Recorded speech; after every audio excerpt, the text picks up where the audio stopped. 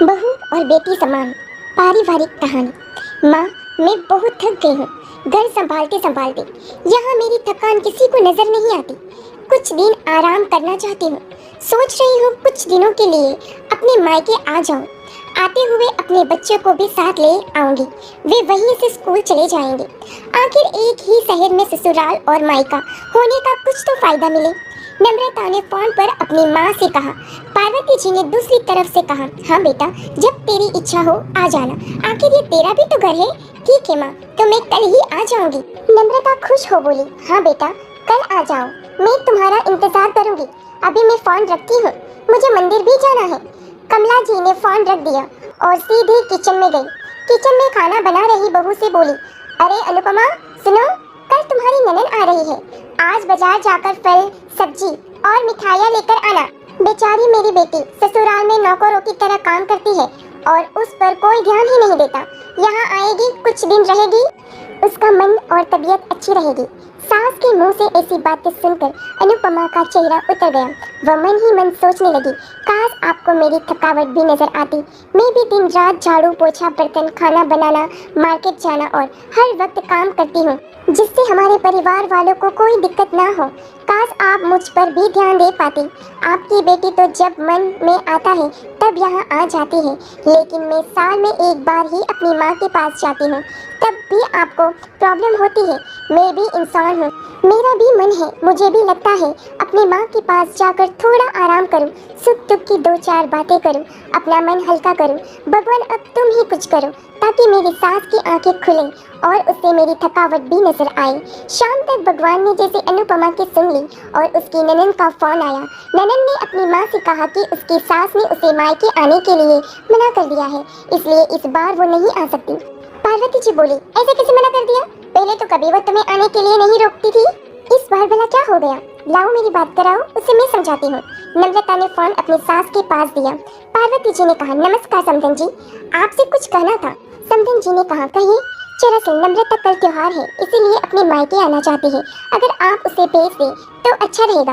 नम्रता की सास ने कहा, देखिए समधन जी, आपकी बेटी मायके जा कर रहे, इस बात के लिए हमने उसे कभी नहीं रोका और इस बात से हमें कोई प्रॉब्लम है भी नहीं।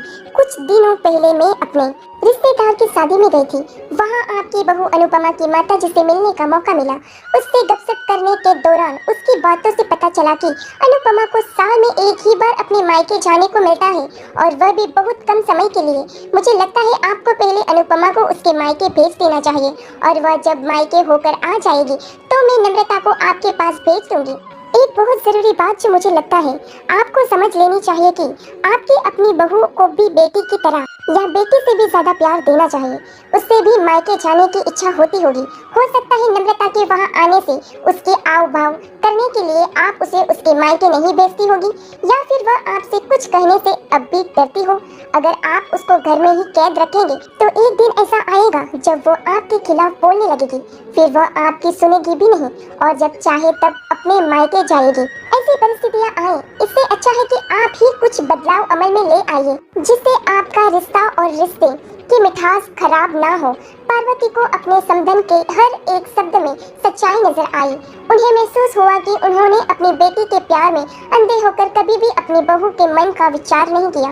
उन्होंने हमेशा ही अपनी बेटी को अपने बहू से ऊपर रखा।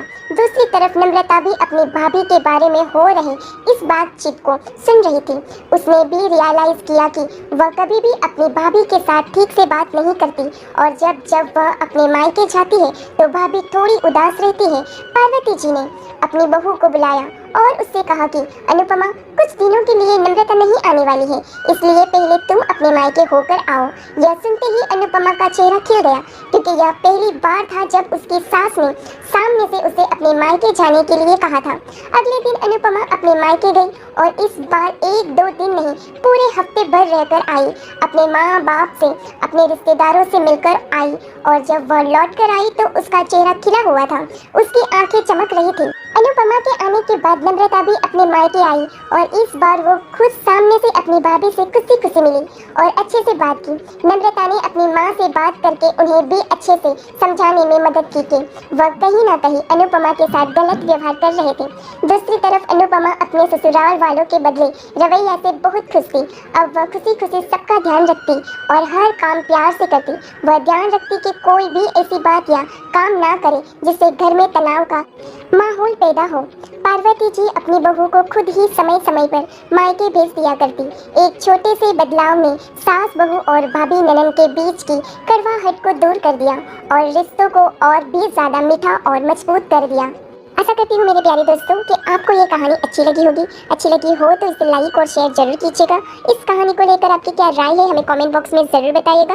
अगर आप लोग हमारे चैनल पर नए हो तो हमारे चैनल को सब्सक्राइब जरूर कीजिएगा। कहानी के अंत तक बने रहने के लिए आप सभी का दिल से बहुत बहुत धन्यवाद। जय श्री कृष्ण।